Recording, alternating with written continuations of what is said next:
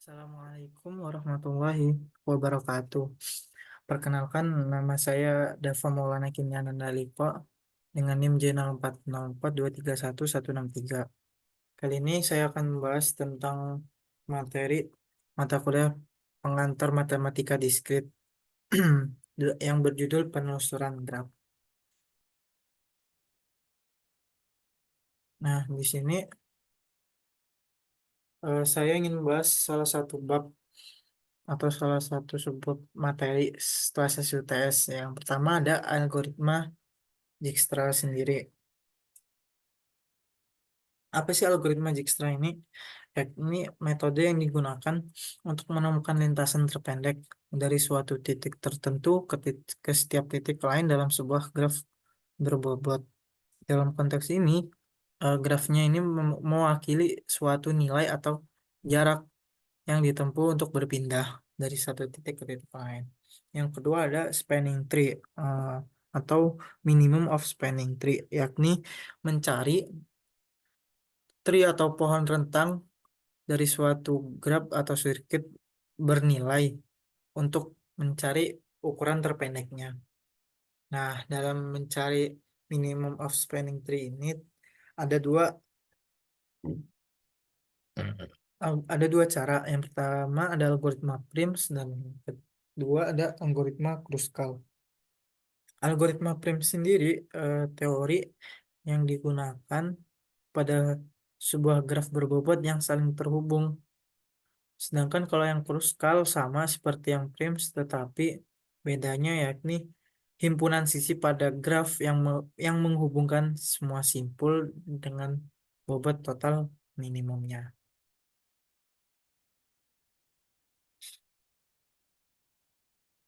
Selanjutnya, saya ingin menjelaskan menemukan ya sebuah artikel milik mahasiswa milik Aris dari eh, Universitas Islam Sunan Kamis Pekanbaru dengan judul penerapan algoritma Dijkstra pada aplikasi Pekanbaru Taksi Guide pada platform Android. Berikut adalah beberapa permasalahan ya yang ada sehingga muncul aplikasi Pekanbaru Taksi Guide ini. Yang pertama yakni perkembangan akses jalan di Kota Pekanbaru itu sendiri yang sering yang semakin tahun semakin meningkat. Terutama seperti bukan. Selanjutnya, yang kedua yakni keterbatasan informasi transportasi yang ada di Pekanbaru. Seperti eh, semua masyarakat atau pengunjung yang ada tidak mengetahui semua jalan atau rutenya. Misal kita ingin pergi ke suatu tempat wisata yang ada di Pekanbaru, mungkin, nah, rute yang perjalanan yang ada itu tidak semuanya diketahui. Terus yang ketiga, keterbatasan kemudian akses informasi. Jadi terbatasnya dalam menemukan rute itu sendiri karena sangat sulit. Misal kita harus membuka petanya. Maka dari itu inilah yang melatar belakangi eh, terbuatnya aplikasi taksi Guide ini yang dilandaskan menggunakan cara algoritma Dijkstra. Oke, saya ingin menjelaskan bagaimana sih cara kerja algoritma Dijkstra ini sendiri. Misalnya ada contoh graf di bawah ini ya. Anggap saja ini adalah sebuah rute. Nah, carilah rute terpendek dari titik A ke titik F.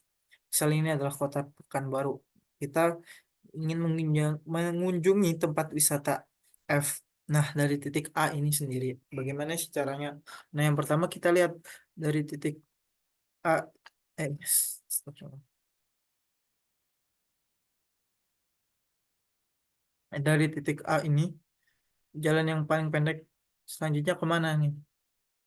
Oh, ternyata ada yang A ke B 2, sedangkan A ke D 6, A ke C 3. Maka yang paling pendek adalah A, B 2, sejauh 2. Kemudian dari titik B ini kita lihat dari titik B terhubung ke jalur mana saja ini. Kita ada dua, ada 7 dan 3. Maka kalau kita jumlah dari A ke B ke E itu sama dengan 5. Oke, kemudian kita lihat sebelumnya. Kalau misal dari A ke B ke D jumlahnya berapa sih? 2 ditambah 7 9. Maka tidak mungkin. Kalau misalnya dari A ke D kan 6, A ke C 3. Nah, maka yang paling pendek A ke C nih. Kita, kita tambahin lagi nih. A ke C 3. Kemudian dari titik E ke D, kemudian dari titik C ke D, kita lihat yang paling pendek yang mana sih? Ternyata yang paling pendek dari C ke D. Jumlahnya cuman kalau di total A, C, D 4. Kalau misal A, B, E, D, maka totalnya 7. Maka kita pilih rute yang A, C, D ini. Kemudian dilihat dari titik D ini sendiri. Di titik D ini sendiri, yang paling hanya menghubungkan titik F jalan. Karena kalau titik D sendiri, yang keenam sudah itu kembali ke titik awal, jadi nggak mungkin. B juga nggak mungkin. Maka tersisa satu titik, yaitu 2 ini. Maka total jarak yang ditempuh dari tempat wisata A ke titik F, yakni sejauh A ke D 3, ditambah C ke D 1 4, ditambah D ke F 2, maka totalnya 6. Seperti itu. Bisa dilihat dari gambar sini nih. C, D, F. Nah, kemudian saya ingin menjelaskan tentang algoritma Prime dan Kruskal. Penerapannya di kehidupan sehari-hari. Mungkin kita bisa lihat eh, dalam mengirimkan sebuah paket atau barang ya dari satu titik ke titik ke yang lain. Misal ada sebuah peta nih, ada banyak jalan. Rute mana sih yang memiliki terpendeknya agar bisa kita menghemat bensinnya. Kita bisa menggunakan algoritma Prims dan Kruskal ini. Saya ingin memberi contoh misal menggunakan algoritma Kruskal sendiri. Langkah-langkahnya bagaimana sih? Misal ya, ini saya ada sebuah contoh graf.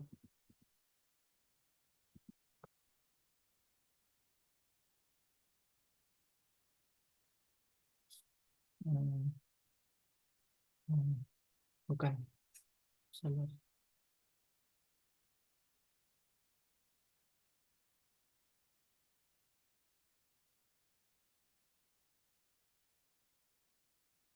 Nah, misalnya ada suatu graf seperti ini. Eh, ada suatu rute, manakah rute terpendek yang dapat kita tempuh. Nah, yang pertama, langkah-langkah yang pertama untuk menentukan rutenya, yakni mengurutkan semua graf itu tadi berdasarkan bobotnya. Terus yang kedua, membuat himpunan subset dari setiap simpul yang pertama. Yang ketiga, memilih sisi dengan bobot terkecil dari sisi yang lain yang telah diurutkan. Nih, bisa kita lihat ya. Langkah pertama, kita karena kita tadi sudah mengurutkan bobotnya dari yang terkecil nih H1 6. Nah, selanjutnya kita bisa lihat dari H ini memiliki bobot yang paling kecil yang mana sehingga didapat inilah rute terpendeknya. Mungkin sekian dulu dari saya. Bila ada salah kata